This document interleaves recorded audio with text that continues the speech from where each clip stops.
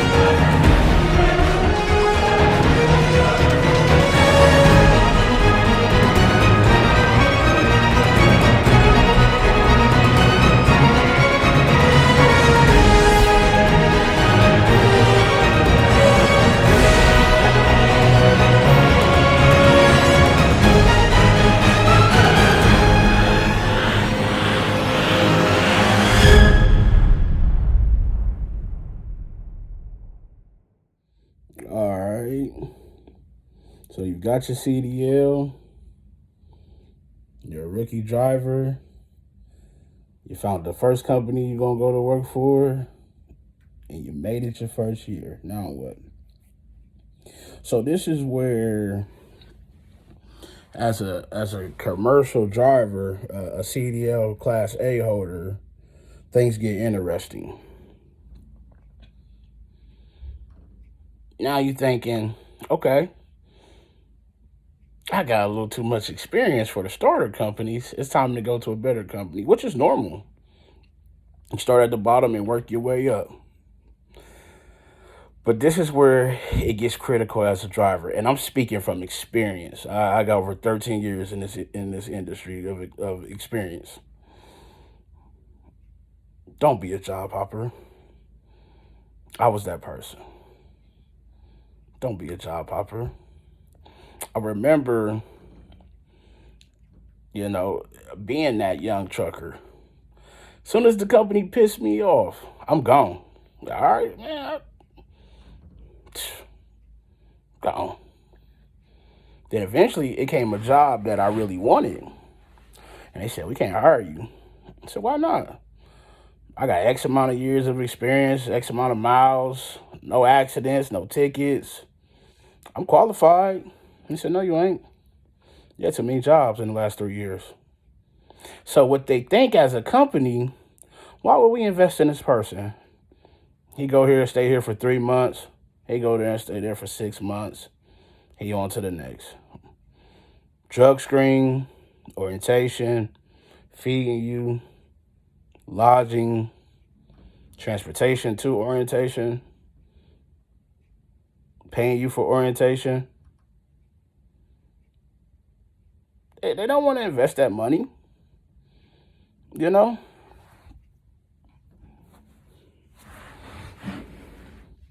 They don't. Hold on for a second.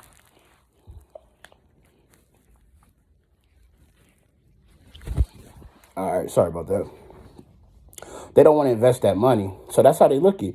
That's how they look at it. We can invest in this driver, but he ain't going to invest in us. And let's be honest, knowing what I know now, 3 months, 6 months ain't enough to really get a feel for a company, because you still they trying to get a feel for you. You trying to get a feel for them. It's like a relationship. 3 to 6 months, you don't really know their system yet. You're still trying to figure it out. So that's why I'm saying this is the critical point. Take your time, do your research on where you want to go. If you want to try local, you need to keep your driving record clean. No accidents, no tickets. There's things in trucking that's a deal breaker for a lot of companies. Not all, but a lot of decent companies. Rollovers, topping a trailer, as in hitting a low bridge. You are a high risk, and a lot of insurance companies won't insure you with those things. That's why I stressed in the previous video that it's important that you get everything you can get from your trainer. If your trainer is doing bad, get rid of them. because your success is dependent on the type of training you get, how quick you pick up on things. If you backing in at a truck stop, you knew radio off, window down, so you can hear what's going on, see what's going on. If you want to keep the CB on low, keep it on low. Maybe somebody tell you when you're about to hit something. But also understand, if you're taking a long time, that CB, they're going to be chatting. Oh, it's taking so long. And, somebody don't know how to back. Don't worry about that, because we all been new at this. Nobody was born with 10 years of trucking experience. Like I said, I got over 13 coming up on 14, and I'm still learning.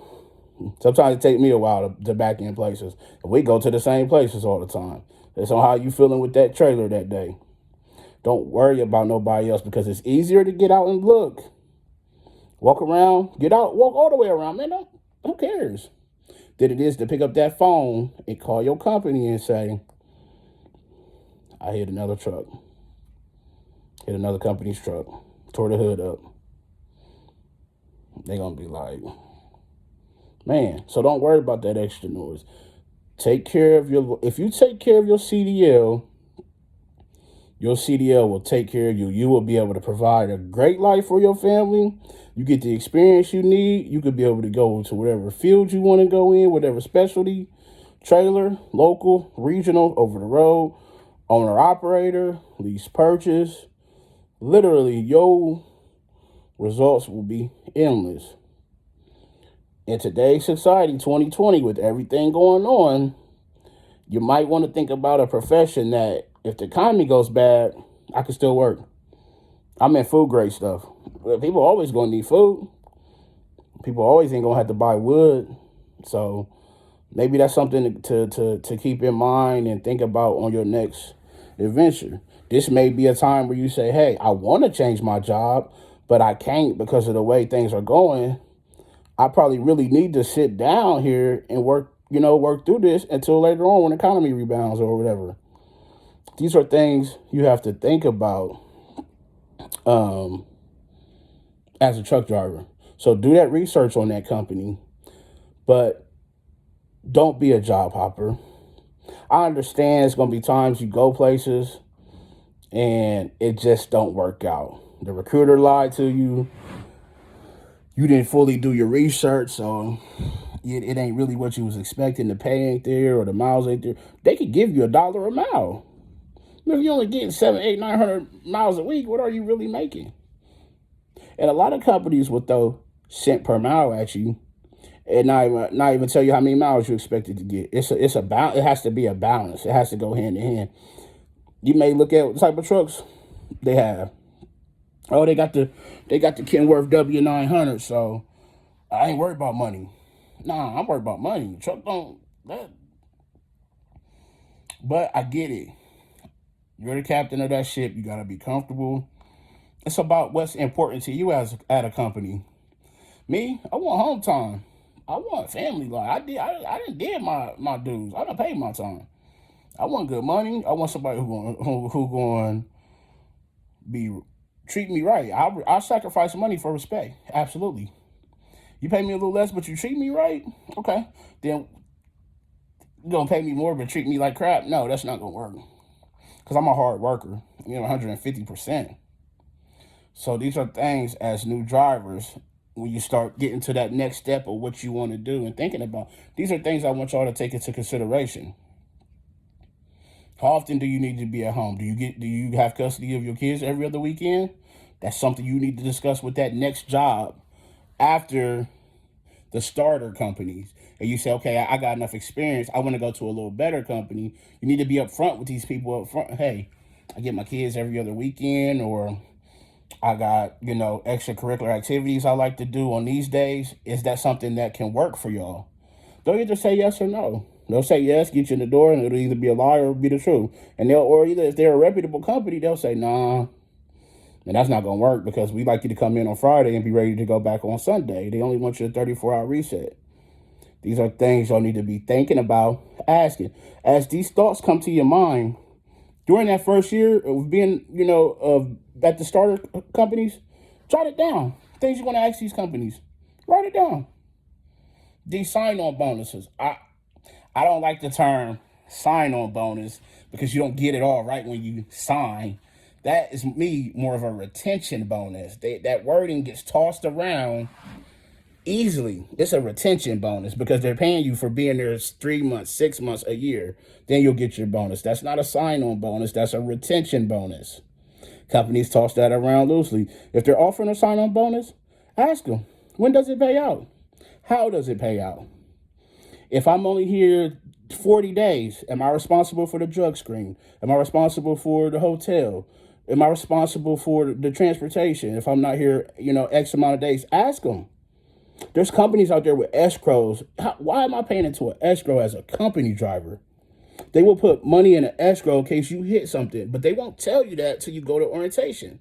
Ask these companies that. There's a big amount of companies with driver-facing cameras. For me, they ain't even nothing to talk about. That's a deal breaker. I dealt with it once as a company, and I won't do it again. These are things y'all should be writing down, asking these companies. Do they pay on comp data? Can you get direct deposit? Because guess what? They pay you on comp data, and for some reason that company go under, and the comp data ain't active no more, your money tied up. Your money tied up. Do not get paid on comp data no matter what you do. Do not let these companies take advantage of you like that because they will. These are things y'all should be thinking about. I ain't trying to scare you. I'm trying to hip you to the game. I've been out here and I've been doing this. These are things y'all should be thinking about when y'all ready to take that next step. That way, when you take that next step on that next company, I did my research. I did my homework. I'm confident in the decision I'm making. Try to talk to some of their current drivers if you see them on the road or whatever. Talk to 5, 10 different of them. Get the feedback. Get the gist of it. Some of this stuff with truckers, you gotta take it with a grain of salt because there's no such thing as trucker stories for a reason. They'll give it to you, man. That's what I'm saying. Talk to multiple drivers, multiple people within the organization. That way you will get a good idea of what you're getting yourself into. Don't just look at the shiny trucks. Don't. Because what happens when you in that truck and you miserable because they ain't getting you home or you ain't making the money and you like, I ain't no rookie no more. I got experience. I don't got to deal with this crap. That's what leads to the job hopping. So take your time and do your research while you learning and pick up on these things. That's the next step after you get some experience. What do I want to do next? Do I like what I'm doing? You may like the company you at and they may fit for you and that's fine. That's fine. I knew a guy that was at CRST for like 15 years. And most people are like, hey, that's just a starter company. I ain't staying there that long. But it worked for him. He made good money. He lived in a good place. He was a trainer. He enjoyed it, and that's fine. You may want to be a trainer after you get experience. There's companies out here, 6 months experience, you could be a trainer. Don't do that. There's students training students. Don't do that. You don't even know nothing yet. How you going to train somebody else for real? That's the blind leading the blind. You better run far away from that company because somebody's going to get hurt. Somebody's life is going to be messed up. As soon as something happens, they're going to kick you to the curb. Some of these companies is cutthroat and ruthless. Not all of them. I'm thankful. I work for a pretty solid company. I do. They good people. I can't say it enough. They got a good thing going. But it took a lot of time and effort and jobs to get where I'm at. So the same thing I'm telling y'all, where somebody would have told me, sit down, think for a second. I'm 34. I ain't got time to be bouncing around, man. I ain't got much, like trying to be do this. I ain't trying to do this forever, So these are things I want y'all to think about after that initial year to say, this is what I want next out of my trucking career. This is what I want to be. There's guys that don't make it a year that say, hey, this ain't for me. I'm going to hang it up because I'm going to tell you something. That road is the beast. Like I stated, it will chew you up and spit you out. That road is the beast. Mentally and physically, it'll wear on your mind and on your body. It'll wear on your morale. You get so used to being by yourself and doing things by yourself, It'll wear on you, man. Life ain't meant to be spent alone. It's not. I used to think it was. Life ain't meant to be spent alone. Have an outlet with this trucking. You got a significant other, spend time together, hug on each other, love on each other. If 2020 ain't taught you nothing, life is short. You better start enjoying it. Yeah, we got to work, and our job takes us away from home. But you still can enjoy life and have a good life and make a meaningful living being a truck driver. So that's today's video. What's next after that year and on to another more reputable company than a starter company? This is something I want y'all to think about. Drop some comments below. Like, subscribe, share this video if you got any friends coming into the industry. And let's build a healthy relationship on this here channel. We got some good things coming. Thanks for tuning in, and I'll catch you guys later. This is Trucking with Mel, and I'm out.